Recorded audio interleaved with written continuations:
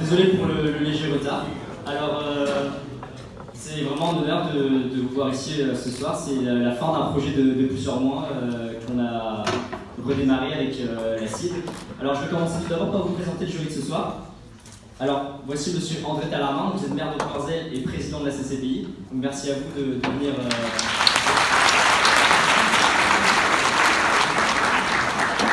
Maître Ploagarn, vous êtes le bâtonnier de Brest.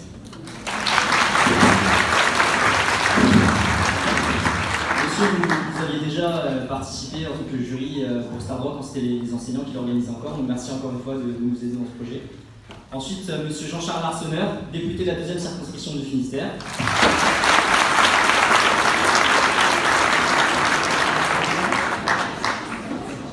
Monsieur, vous nous aviez déjà aidé pour l'organisation de notre voyage à Paris et puis pour la conférence débat qu'on a organisée il y a pas longtemps avec vous. Merci encore de nous aider. Monsieur Jean-Jacques Urboas, donc ancien député, ancien ministre de la Justice et actuellement maître de conférence à l'UBO.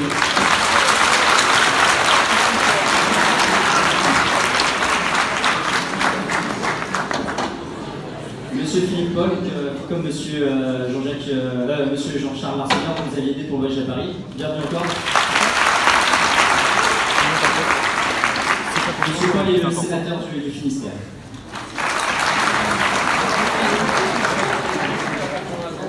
Monsieur Raymond Léost, maître de conférence à l'UBO également. Madame Victoria Discotensi, présidente de l'ARES.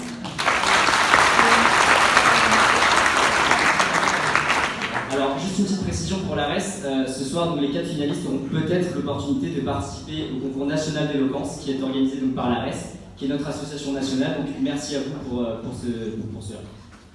Monsieur Paul Vasselin-Lescia, vice-président étudiant de l'UBO, qui représente le président ce soir. Et enfin, Madame Céline Cabioche, ancienne gagnante du concours Starbrook en 2007.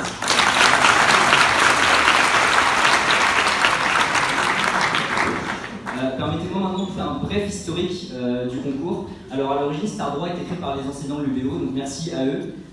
Malheureusement, en fait, après quelques éditions, ils ont eu un peu de peine de ramener suffisamment de candidats. Et c'est pour ça que l'association a pris, c'était plus facile pour une association étudiante de ramener des candidats, de toucher les étudiants. Pour autant, ils ont toujours participé au projet. Nous avons 2 enseignants dans le jury ce soir. Ils ont également été pour le 2e et le 1er tour. Donc c'est vraiment ce qui est intéressant avec ce projet, c'est que il nécessite à la fois la participation des enseignants, des étudiants, des associations. Donc c'est vraiment un projet qui demande la participation de tous les acteurs de la fac. Et c'est vraiment ça qui fait qu'il est spécifique. Alors ensuite, je vais demander aux participants de venir me voir. Je vais vous les présenter.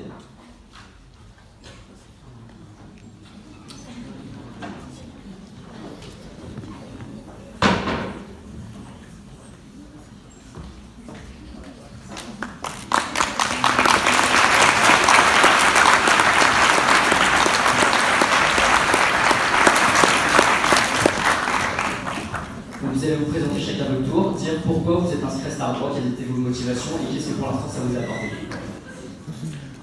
Alors bonjour, moi c'est Antoine Camus. Alors en réalité c'est un peu banal, mais je vous avoue que je me suis inscrit au concours d'éloquence parce que j'ai vu le film Le Brio. Et j'étais tellement empris de ce film que je me suis dit, mais ça peut être moi. Du coup, je suis là aujourd'hui, je ne sais pas comment, mais je suis là. Et je suis vraiment heureux d'être ici et je mesure la chance que j'ai.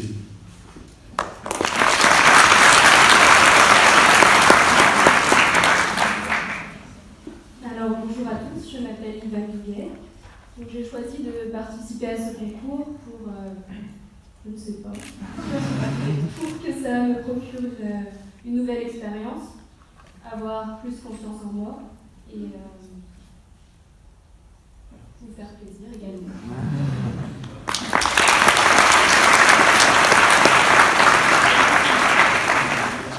Bonjour, je m'appelle Vidal Le Breton. Et je participais à ce concours d'éloquence un petit peu de façon incertaine, disons.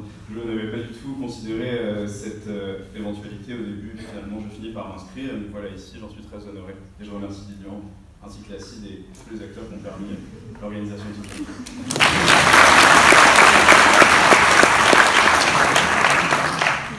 Moi, je m'appelle Teddy Sibiri et je me suis inscrit pour gagner. Non, je voulais juste la gloire éternelle comme c'est Cadioche qui est là. Non, en vrai, je voulais juste montrer à Jean-Jacques Lebras qu'il y a des meilleurs orateurs que lui.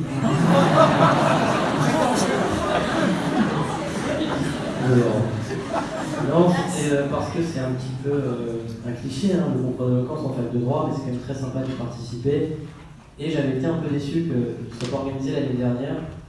Donc quand Lilian a repris la chose, je pensais que c'était une bonne occasion de participer. Voilà.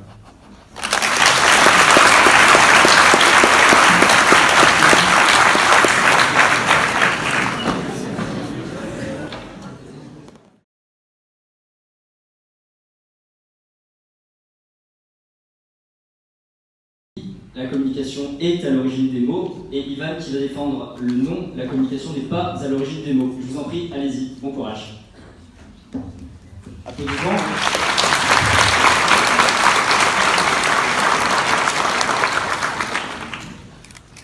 Mesdames et messieurs les jurés, chères contradictrices, tendre public, bonsoir.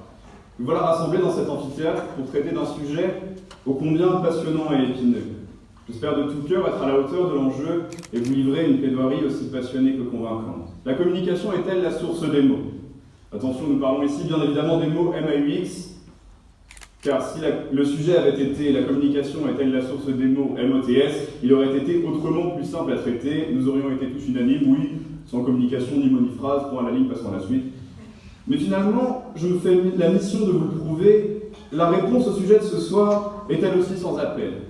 Alors pour ne pas faire durer plus avant le suspense, oui, la communication est la source des mots. Mais avant de démontrer cette affirmation tranchée, il est nécessaire de se pencher sur les termes du sujet, de manière à en avoir toutes et tous une lecture uniforme. Premièrement, la communication. C'est une interaction assez simple mettant en relation deux protagonistes, l'émetteur et le récepteur. Une interaction composée de deux éléments essentiels, l'information, soit ce que nous voulons transmettre, et le procédé de communication, soit comment nous allons le transmettre. Pour clarifier mon propos, j'aimerais appliquer ce modèle au cas présent. Je suis alors l'émetteur, l'ensemble des personnes présentes dans cet amphithéâtre des récepteurs. Je cherche à transmettre une information simple. La communication est la source des mots, par le procédé de communication qu'est ma plaidoirie. Et si jamais cette brève définition avait provoqué des maux de crâne chez certains d'entre vous, n'y voyez surtout pas un manque de clarté de ma part, non, simplement une preuve de plus de cette implacable vérité. Oui, la communication est la source des mots. Ces mots, justement, penchons-nous à présent sur eux. Il faut y voir une idée triviale. Ici est considéré comme mot tout ce qui nous cause du tort. Définition autrement plus simple que celle de la communication. Mais, justement, cela est assez révélateur. Voyez-vous, même la simple définition de ce qu'est la communication nous cause des mots, n'est-ce pas? Éloquent quant à la mise en pratique de cette notion. Car nécessitant des liaisons entre différents éléments, la communication révèle de nombreux points de tension. Une information inintelligible pour le récepteur et elle échoue. Le choix d'un mauvais procédé de communication entraînera lui aussi l'échec. Ne serait-ce qu'une infime différence de point de vue entre émetteur et récepteur peut entraîner un échec. Par ailleurs, un des problèmes que l'on voit d'ores et déjà poindre est celui de l'émetteur communiquant sans information à transmettre. Nous sommes alors dans une situation de rhétorique pure où les procédés de communication prennent le pas sur l'information. C'est la figure du manipulateur, du démagogue omniprésente à notre époque, une catégorie dans laquelle, bien évidemment, je m'astreindrai aujourd'hui à ne pas tomber. Car en définitive, la question posée par le sujet est celle de ce que nous faisons ici, finalistes de Star Droit que nous sommes. Un concours d'éloquence n'est-il pas avant tout un concours de communication? Répondre à ce sujet, c'est être obligé de mener une introspection profonde concernant le rôle de ce que nous accomplissons. Je n'irai alors pas jusqu'à affirmer que ma communication de ce soir puisse déclencher des maux de grande ampleur, un conflit nucléaire mondial ou une guerre civile généralisée, non. Mais à notre échelle bien plus modeste, celle-ci ne manquera pas d'emporter son lot d'impacts négatifs. Imaginons pure supposition, très peu vraisemblable, je vous l'accorde, que mon intervention de ce soir n'emporte pas l'adhésion unanime de l'audience. S'en suivraient pour moi des mots d'une gravité inouïe. Remise en question de la raison de mon existence, annihilation de ma propre estime de moi, et j'en passe. Et si à l'inverse, mon intervention fait mouche, c'est sur mes contradicteurs et mes concurrents que ça va forcément inévitable, car dans tous les cas, vous l'aurez compris, nous ne pourrons prévenir ces répercussions.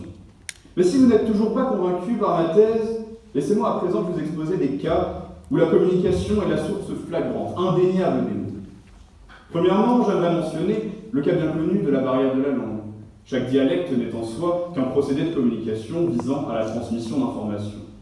Mais c'est cette question essentielle du procédé choisi qui nous intéresse ici. Voilà un cas édifiant où l'absence de maîtrise de celui-ci ne peut qu'emporter moult mots. Le récepteur, ne maîtrisant pas la langue de l'émetteur, ne pourra jamais accéder à l'information qu'il souhaite pourtant lui transmettre. Si j'avais décidé de m'adresser à vous ce soir en tchèque, mais imaginez la gêne ambiante qu'aurait occasionné ma plaidoirie dans l'amphithéâtre, le temps vous aurait paru long, je vous l'assure. Mais trêve de supposition, revenons à un sujet qui nous parlera sûrement plus dans cette faculté, celui du droit.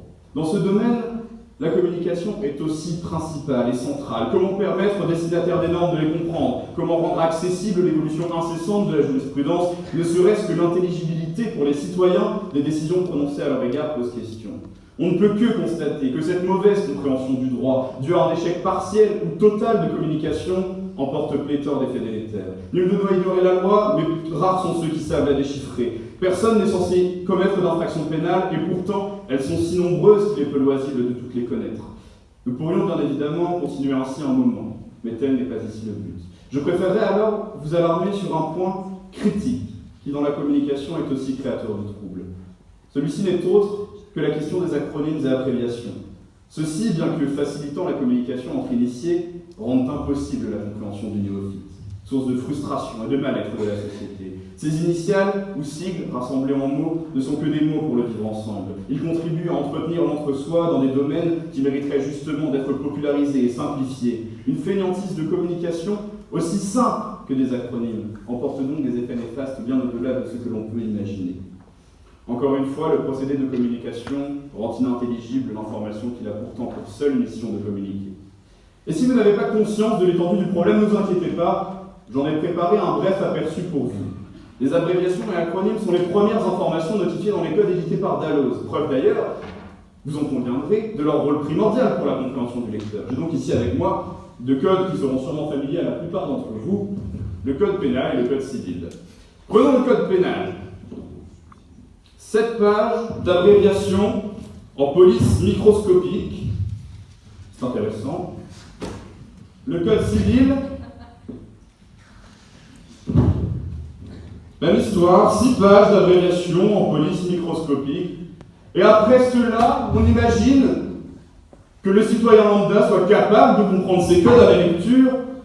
Mais voyons, c'est une aberration, ayant un minimum d'honnêteté, et osons se le dire. Car oui, bien évidemment, encore une fois, je l'affirme haut et fort, la communication est bel et bien la source des mots. Du moins, tant que nous ne changeons pas notre acception d'une communication réussie. Car en effet, il est communément admis qu'une communication réussie et celle où l'information de départ et d'arrivée sont les mêmes. Dans ce cadre, la pathologie dont peut souffrir la communication n'est autre que l'incompréhension. Soit l'émetteur a mal compris, ou s'est mal fait comprendre, soit le récepteur a mal compris. Mais cette vision, trop communément acceptée de la communication, est en réalité ce qui conduit au mot. Elle occulte toute personnalité, toute individualité des acteurs, car en réalité, ce qu'il faut regarder en face, c'est que la structure fondamentale de la communication est le malentendu. Émetteur et récepteur disposent nécessairement de versions différentes de l'interaction. Il faut alors embrasser cette altérité pour établir une communication qui est réussie, car on accepte de mal se comprendre. Sans quoi, oui, nous serons à jamais condamnés aux mots comme seul issue de la communication. Merci beaucoup pour votre attention.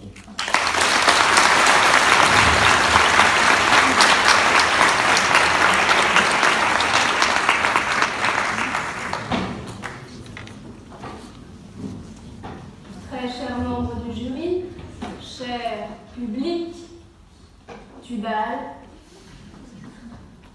les 3 mousquetaires sont en réalité 4.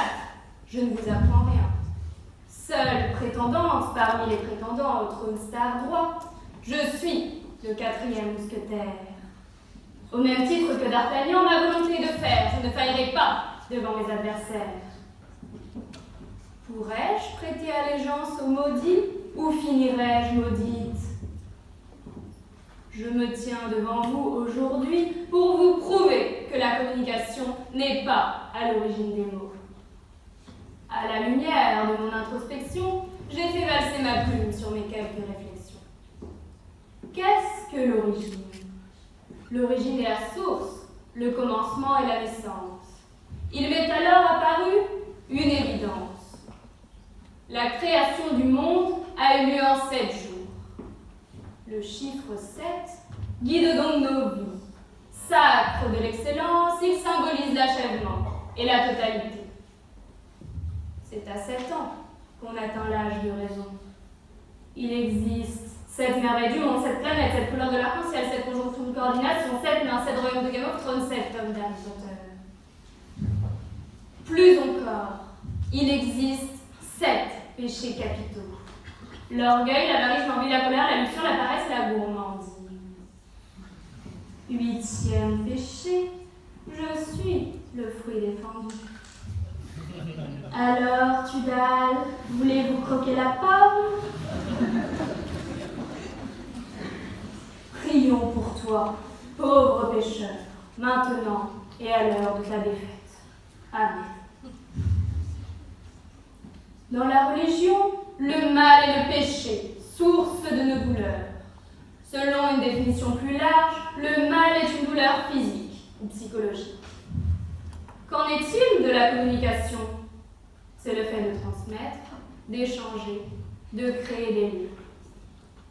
Les ingénieux concepteurs de ce sujet ont donc fait preuve de fantaisie, car en réalité, il faudrait comprendre, les mots MOTS sont-ils à l'origine des mots MAUX? La langue de Molière regorge de 1001 merveilles, véritable bonbon apprécié des auteurs, rappeurs et poètes alliant la pensée et la plume. On ne saurait oublier la correspondance de Georges Sand et d'Alfred de Musset, usant d'acrostiches pour duper quiconque qui voudrait y mettre leur nez. Leurs échanges n'étaient en réalité que coquinerie et friponnerie. Pourtant, la subtilité de nos ancêtres laisse place à la vulgarité du XXIe siècle.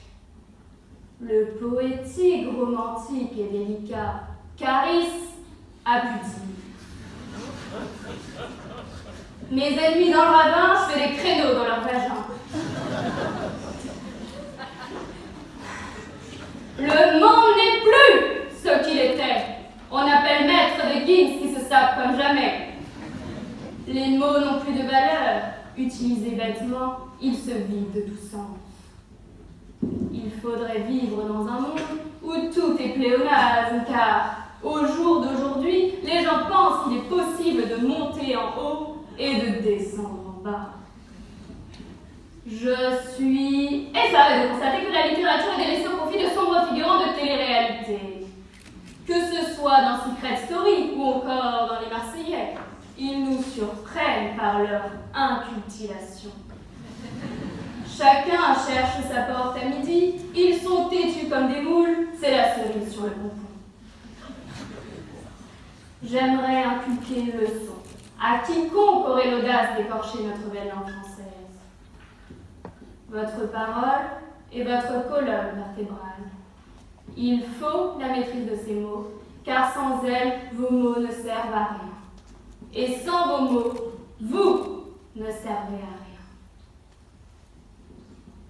La solitude entraîne le mal. Comme a pu le dire une grande prêtresse rouge, For the night is dark and full of terrors. Vous êtes seul, une coquille vide. Comment sortir de ce mal-être? Eh bien, les amis, aujourd'hui je suis votre psychologue. Vous faites l'ermite, je deviens Bernard, je me faufile dans votre coquille. Il faut soigner le mal par les mots, et cette thérapie passe par les plaintes. Tu te plains souvent. Oh, petit Calimero, pourquoi t'apitoies-tu sur ton sort? Se plaindre n'est pas mal. Au milieu du désert, notre souffrance devient poussière, balayée par une tempête de sable. Se plaindre soulage, même s'il est vrai que se plaindre du temps breton n'arrange en rien la situation. Ainsi soit-il. Mesdames et messieurs, je vais vous faire une révélation. Pour séduire. Il vous faut parler. Il n'est plus le temps de l'écriture, de l'être anonyme pour courtiser une gente dame. Il suffit juste de maîtriser un certain langage. Et mademoiselle, t'es charmante, ça dirait une glace à la menthe. Je peux t'appeler biscotte parce que franchement, t'es trop craquante. Après la séduction vient potentiellement la relation. Oui, je vous parle d'amour. Cette alchimie entre deux êtres, cette compréhension de l'autre, cette tendresse. Mais aujourd'hui, les couples se font et se défont, la communication n'est plus, les chemins se croisent, se séparent, l'âge de crème ne pique plus que ton cœur, tu restes sur le carreau, il suffit d'une seule carte et le château s'effondre. Existe-t-il une recette miracle à une relation durable? Oui. L'amour, c'est comme une assiette en bio, d'une beauté incomparable, mais qui vaut surtout très cher. Alors, quand on la fait tomber, l'important est de réparer, et non de jeter. La communication est l'essence d'une relation stable et équilibrée. Ciment de l'amour, elle lui redonne son toucher velours. En un mot comme en mille, la communication n'est pas à l'origine des mots. Véritable pilier de la démocratie, la liberté d'expression est érigée en droit fondamental. Plus encore, la communication, c'est la transmission. L'enseignant transmet des connaissances. Sans elle, l'étudiant resterait roi des pattes et fervent adepte de Netflix and chill. Le vrai pouvoir, c'est la connaissance. Dès lors, comment peut-on soutenir que transmettre des connaissances est à l'origine du mal? La communication est à l'origine du monde. J'ai fait couler beaucoup d'encre, et ma plume ne danse plus. Les gens écoutent mais n'entendent pas. Il est l'heure pour vous d'apprendre à écouter, car la communication n'est pas et ne peut tout simplement pas être à l'origine des mots. Je vous remercie.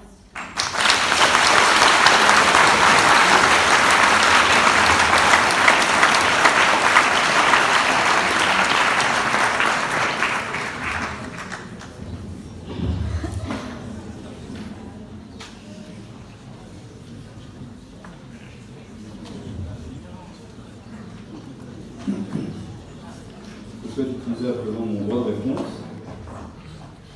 Dans un premier temps, vous ouvrez votre plaidoirie par une petite taquinerie, si je puis dire, sur mon prénom. C'est charmant, mais ça donne surtout le ton. Vous vous attachez plus à la forme qu'au fond, et au final, vous avez mis si longtemps à rentrer dans le sujet qu'il est dur de savoir si vous l'avez réellement traité. Il y a quelque chose qui m'a particulièrement piqué dans votre plaidoirie, et c'était cette affirmation acerbe: si vous ne maîtrisez pas la langue, vous ne valez rien. Mais n'est-ce pas justement ce que nous essayons ici de démontrer dans un concours d'éloquence? La maîtrise de la langue, c'est la pratique, c'est la passion, c'est finalement essayer de prendre le temps de réussir à la maîtriser. Vous partez du principe et du postulat que chacun, ne maîtrisant pas la langue, ne vaut rien. Mais il faudrait plutôt inviter les personnes à s'emparer de cette langue et regagner une parole qu'ils ont peut-être perdue. Là serait un message finalement plus optimiste. J'ai de surcroît l'impression que votre vision de la communication est très idéaliste. Vous admettez vous-même que l'amour est en chute libre dans notre société, que les couples ne cessent de se défaire, justement pour des problèmes de communication. Car en effet, si la communication parfaite ne peut être la source des mots, et bien au contraire, le problème est justement de cette perfection de la communication. Nous avons une communication à notre époque qui est très imparfaite, très impartielle, et même s'il est intéressant de fantasmer sur une bonne communication au sein d'une société, il faut avant tout reconnaître les maux que la mauvaise communication que nous encourons à notre époque entraîne. Pour finir mon droit de réponse, je souhaiterais maintenant vous mettre au pied du mur. Vous avez, pendant votre longue plaidoirie, défendu l'idée selon laquelle La communication ne peut être à l'origine des mots. Je viens, à mon tour, d'émettre une communication, je ne pourrais donc imaginer que celle-ci vous ait causé quelques mots. La logique voudrait donc que vous vous délaissiez de votre droit de réponse, me donnant un avantage rhétorique majeur. Finalement, le choix que vous avez à faire est celui-ci. Soit vous gardez la cohérence de votre propos et vous penchez pour la logique, soit vous tombez dans la rhétorique et la forme, et dans ce cas-là, vous saboterez vous-même votre plaidoirie. Merci encore.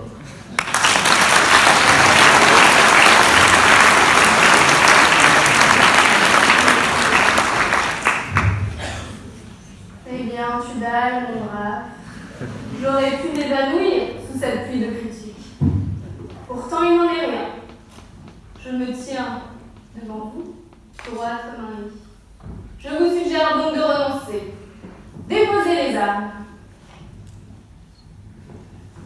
Je vois, d'autre part, que vous êtes emprisonné dans vos pensées, ligoté. Mais il est temps de sortir de votre bulle. Sortez de votre zone de confort, de votre cocon. Communiquez.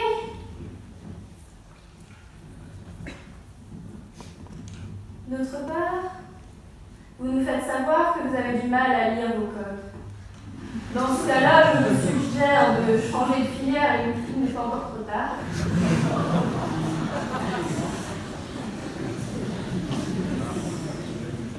Ensuite, s'agissant de votre plaidoirie, il me semble que vous soyez un petit peu hors sujet. On entend le mot mal-mot, et vous nous le faites comprendre en tant qu'incompréhension. L'incompréhension des autres, de l'émetteur et du récepteur, selon vous, certes, si vous le voulez.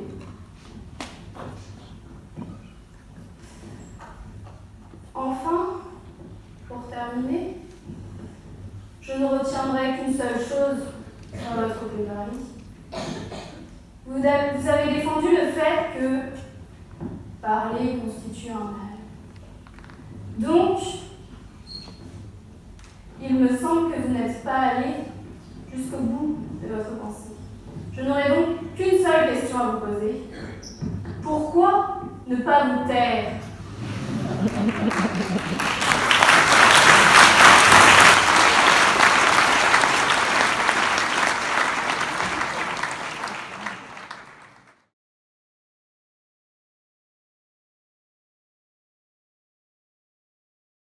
La communication n'est pas à l'origine des mots et Teddy défendra le oui.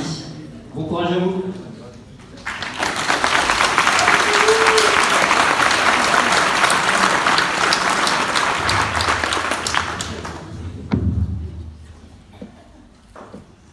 Cher public, cher jury, chers contradicteurs, à la découverte du sujet, la communication est-elle à l'origine des mots ? J'ai eu une illumination. Mais oui, bien sûr, l'origine des mots de notre société, ça n'est pas le chômage, ça n'est pas le terrorisme, ça n'est pas non plus le dernier album de Mylène Farmer. Bonjour la Curvoise. Non, c'est la communication.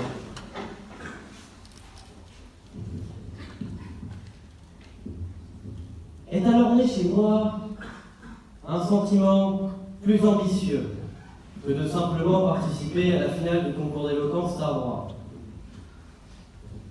Mes chers compatriotes, moi, Teddy Sibiril, 19 ans, étudiant en droit à Brest, je suis candidat à la présidence de la République.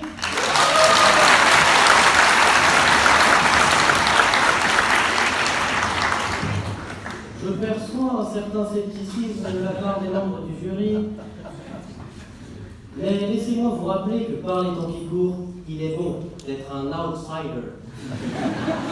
Et je pense pouvoir susciter votre adhésion. Mon projet, enfin, notre projet, consiste en la réduction de formes de communication, ou du moins la réduction, la modification profonde de certains outils de communication afin de les rendre bénéfiques. Partons d'un constat. Il est impossible de ne pas communiquer. Évidemment, la parole est le vecteur premier et privilégié de la communication.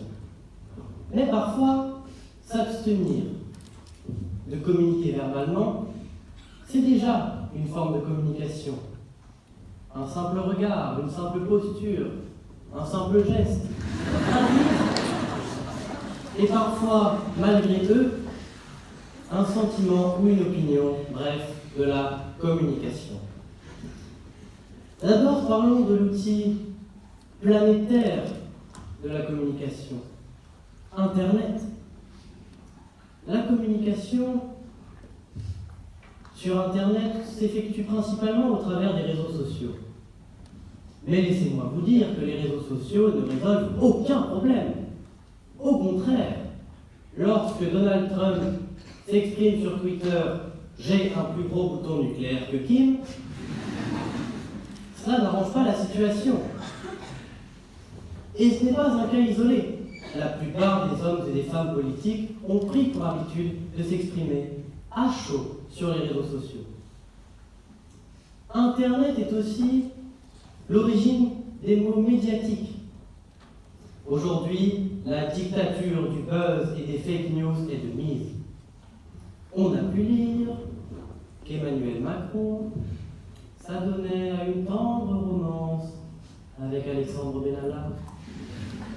On a pu lire que Jean-Luc Mélenchon avait voté 6 fois dans 6 bureaux de vote différents le même jour grâce à ses hologrammes. Malheureusement, ces fausses informations prolifèrent et constituent un grave problème. Ainsi, les réseaux sociaux ne font que créer des difficultés à défaut de les résoudre. C'est pourquoi, moi, président de la République, je supprimerai l'accès à Internet. Je me suis inspiré du modèle nord-coréen qui est exemplaire sur le sujet. Le seul site qui sera encore accessible sera Instagram. Car honnêtement, ceux qui publient la photo de leur sandwich sur Internet ne font de mal à personne d'autre qu'à leur crédibilité. Je suis conscient que cette mesure peut paraître radicale et rétrograde, mais nous faisions autrement par le passé. Et mieux vaut faire lentement et bien que vite et mal. J'ai conscience du fait qu'en réduisant la communication, les Français pourront se sentir isolés.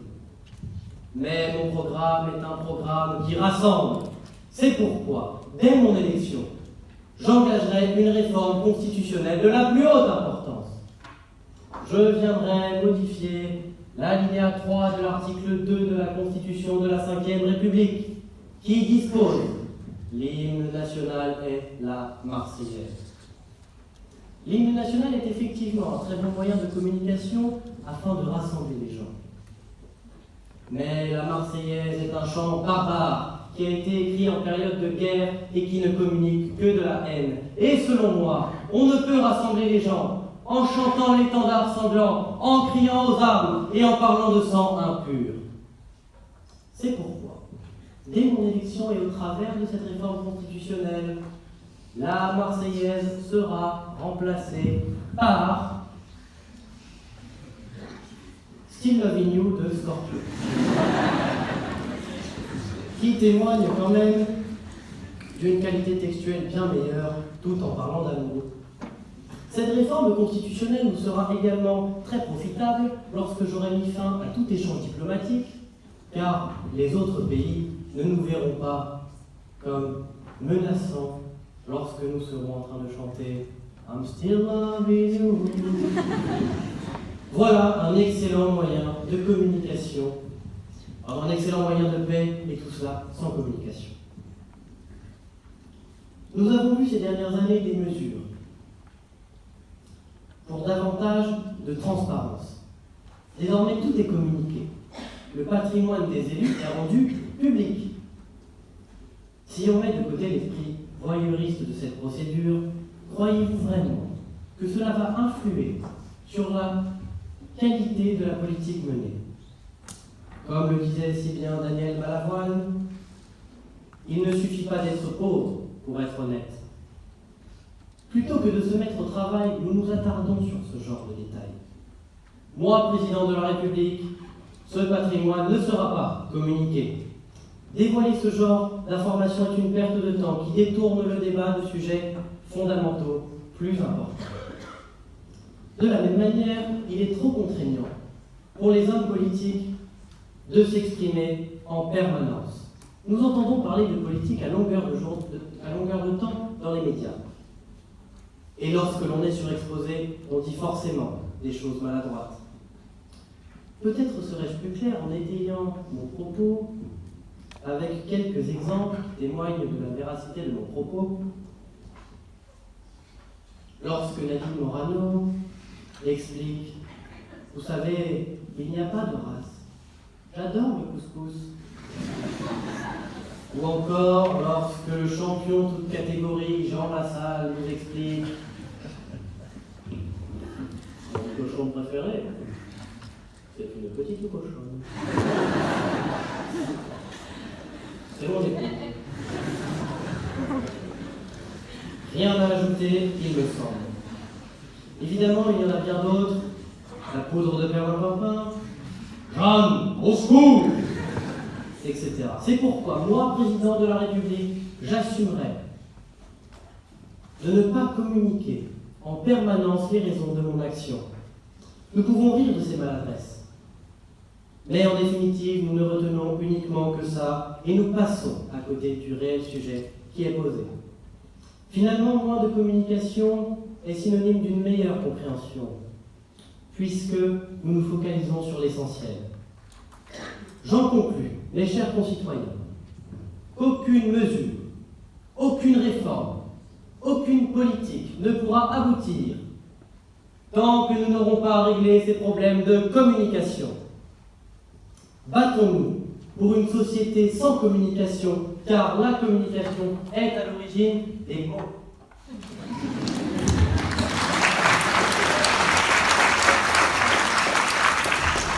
Faites le bon choix. Ne vous trompez pas de bulletin. Liberté, égalité, fraternité, tout cela sans communiquer. Français, Français, I'm still loving you.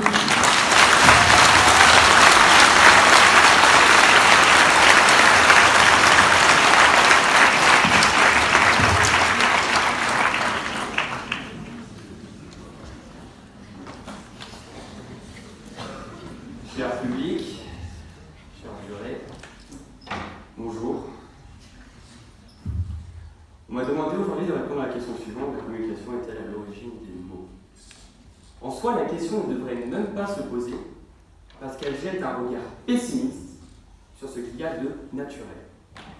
En réalité, c'est M. Lilian Logène, ici là-bas, très beau d'ailleurs, qui a trouvé cela amusant de faire un jeu de mots pour cette finale Star Droit, certes bien vu.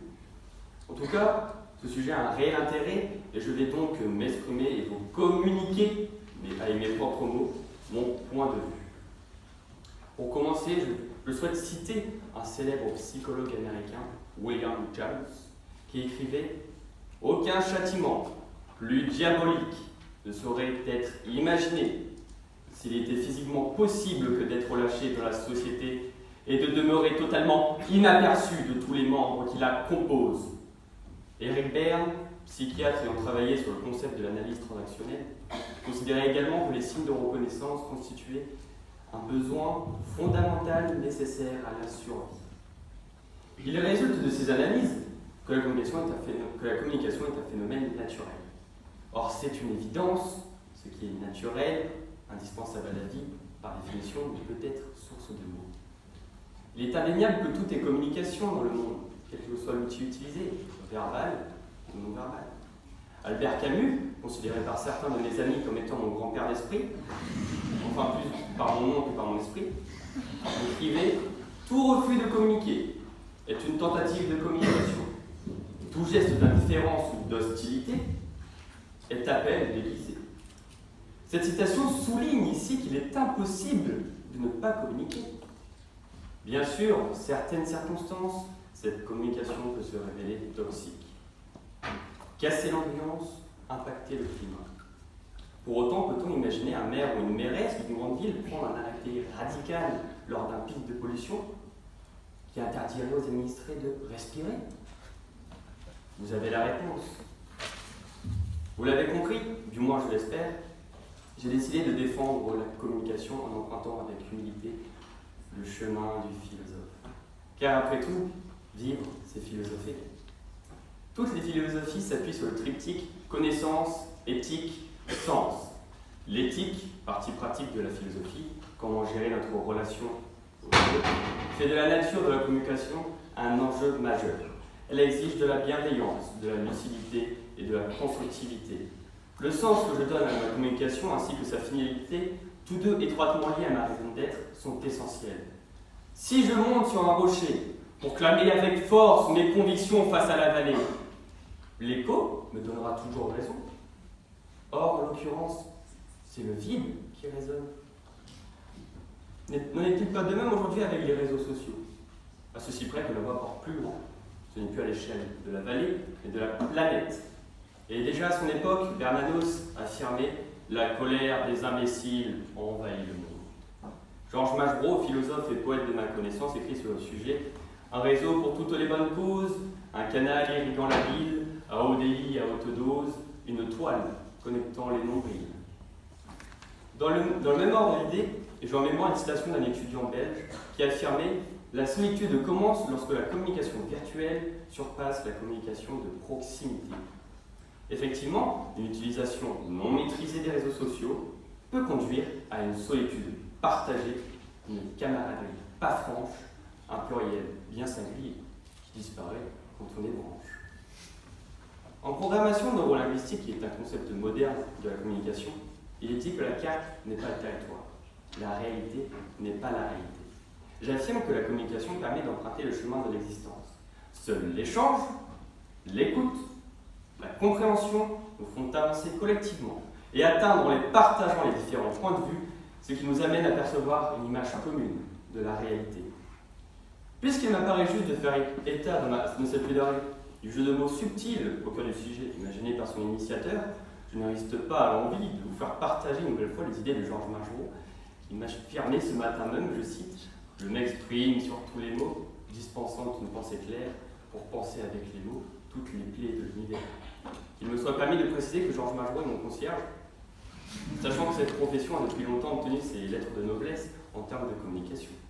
Merci Georges. Mon propos s'articulant autour des principes de la philosophie, je me dois d'insister sur l'importance de la connaissance. L'insuffisance, mesdames, messieurs, l'insuffisance de mots, voire leur absence, peut être source des mots. Comment comprendre si on ne connaît pas? Comment bien communiquer si on ne comprend pas? Le chemin de la connaissance doit être arpenté avant d'utiliser et d'emprunter les voies de la communication. Pour préserver la qualité de l'air, les constructeurs automobiles ont notamment inventé le filtre à particules et l'administration a remis au bout du jour les fameuses vignettes, contraignant particulièrement les véhicules les plus polluants. Certains véhicules de la communication sont de plus en plus toxiques. Et dans le respect des principes fondamentaux, le droit constitue un filtre vertueux, un purificateur, un remède aux maux. En communiquant aujourd'hui dans cet amphithéâtre, je mesure la chance que j'ai d'étudier une matière qui a vocation à promouvoir l'éthique. Je me sens également fier de mon statut de disciple au sein de l'université, temple du savoir, de cette connaissance qui constitue le véritable antidote à tous les maux que peut générer le vivre ensemble. Pour ce qui est du sens donné à mon action, j'en fais mon affaire. Pour conclure, je ne peux que vous remercier, toutes et tous, de m'avoir permis de jouir pleinement de la liberté d'expression, de la liberté de communiquer, qui personne, je l'espère, ne compte la remettre en cause, en espérant, puisqu'on parle de mots, que mes propos ne vous ont pas trop fait souffrir. Merci.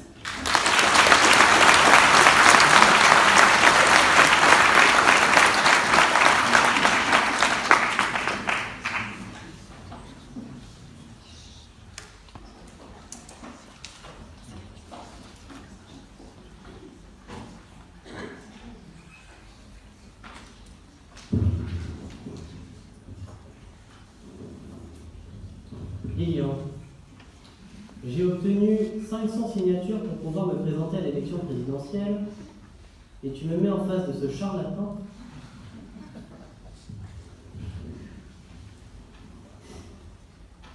Antoine, tu commences en disant bonjour, mais à cette heure-ci on dit bonsoir.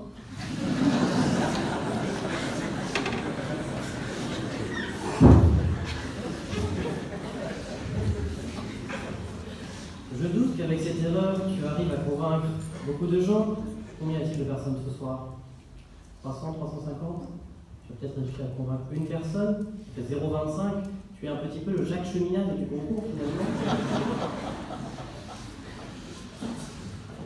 Et je trouve cela vicieux de remercier la liberté d'expression et de remercier l'université. Tu es heureux de faire partie, d'être étudiant, etc. Quand tant de membres du jury sont du personnel du vidéo. La démagogie, mesdames et messieurs. Enfin, tu utilises des métaphores très parlantes, toi, clamant ton désespoir face à des vallées vides et l'écho qui te revient. J'aimerais te donner une citation qui colle parfaitement à ton propos. Elle est de Talleyrand. Tout ce qui est excessif est insignifiant. Je vous remercie.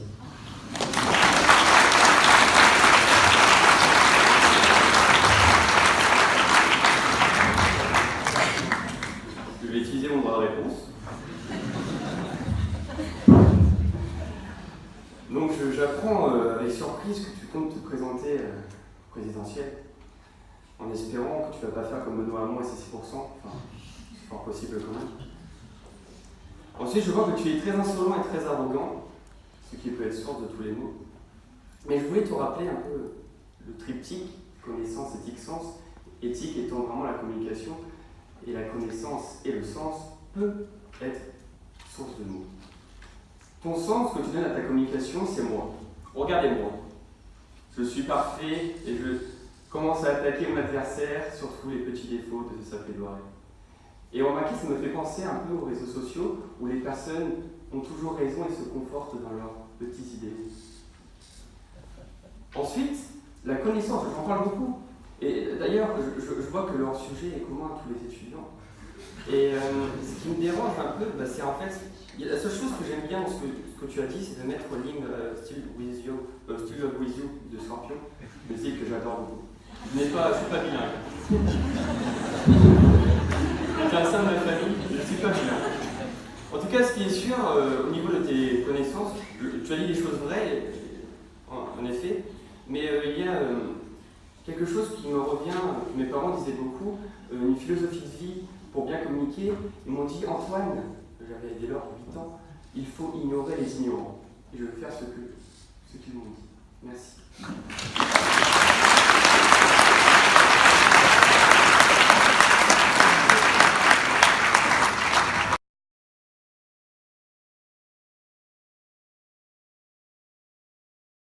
Eh bien, après en avoir longuement délibéré, le jury, à la majorité requise, après d'âpres discussions, acharnées, a décidé que le vainqueur du concours d'éloquence Star Droit 2019 était une vainqueuse.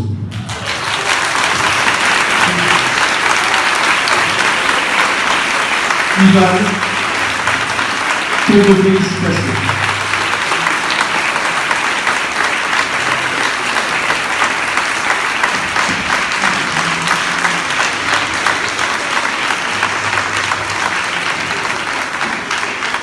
À la même majorité, après en avoir tout aussi longuement délibéré, le jury a considéré que ces challengers étaient tous ex aequo.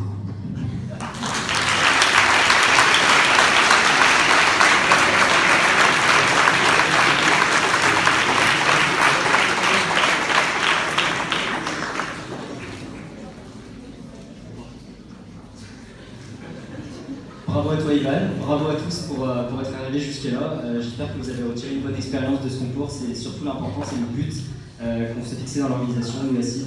Donc merci au public d'être venu.